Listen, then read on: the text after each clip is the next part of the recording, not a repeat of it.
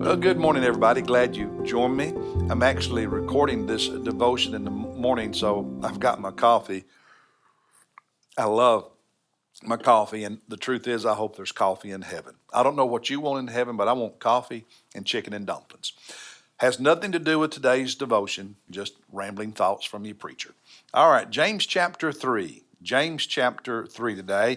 And if you haven't already picked up your new bookmark for the Bible reading plan for 2024, do that this Sunday.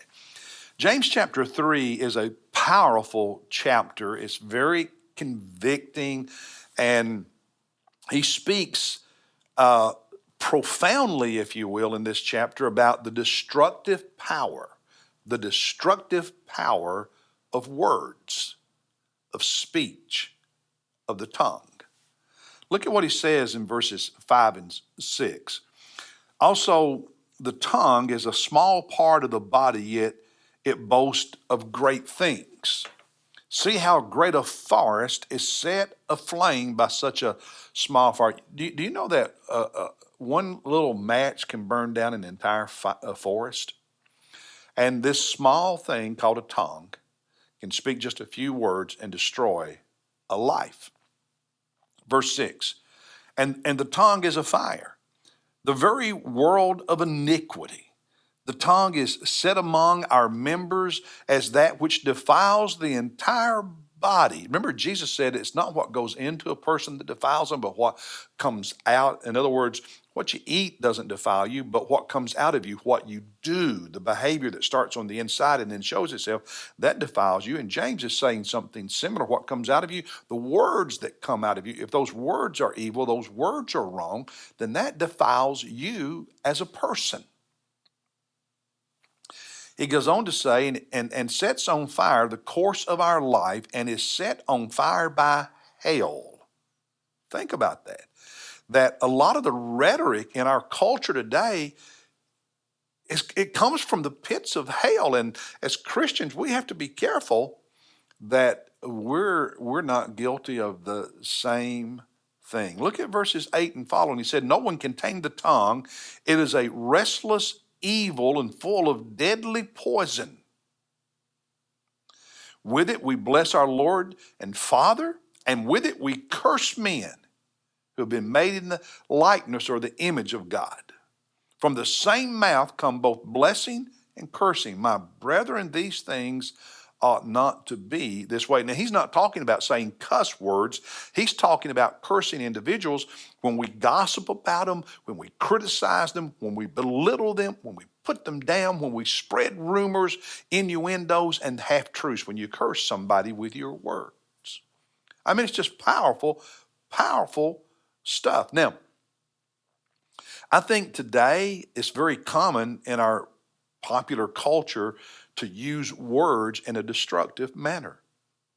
And yet, at the same time, too many who claim to be people of Jesus are guilty of the same thing. As we spread the rumors, as we spread the innuendos, as we spread the half-truths, as we attack because this side, that side. And if we're not careful, we get so caught up in partisan politics, my brothers and sisters, in sports and in whatever, that we're guilty. We're guilty. And one of the most common ways we speak poisonous words today is on Facebook and on Twitter. And you may say, well, I'm just typing, or I'm just, I'm whatever. Those are your words. And when you repost slanderous things that are said by somebody else, those become your words, as though they came out of your mouth, off your tongue, and God judges you. Not just for what you say, but for what you post. Hear that. God judges you, not just for what you speak, but for what you post. Because when you post something, it becomes your words. You are responsible for it. See, James, at times in this chapter, sounds a whole lot like Jesus Christ. Look at verse 13. Who among you is wise and understanding? Let him show by his good behavior his deeds. in the gentleness, of wisdom. My prayer is that you and I will not be polluted by the bitterness, the anger, the hate, the win at all cost of this sinful world and culture. James again sounds like Jesus in verse 17. But the wisdom from above is first pure, then peaceable, gentle, reasonable, full of mercy and good fruit, unwavering, without hypocrisy. See, he had been transformed by the mercy of Jesus. And he knew Jesus' teaching. And that's why he sounds a lot like Jesus in this chapter under the inspiration of the Holy Spirit. Guard your words, brothers and sisters. And guard the words you put in print. From emails, Twitter, Facebook. How you comment on news articles and Facebook posts.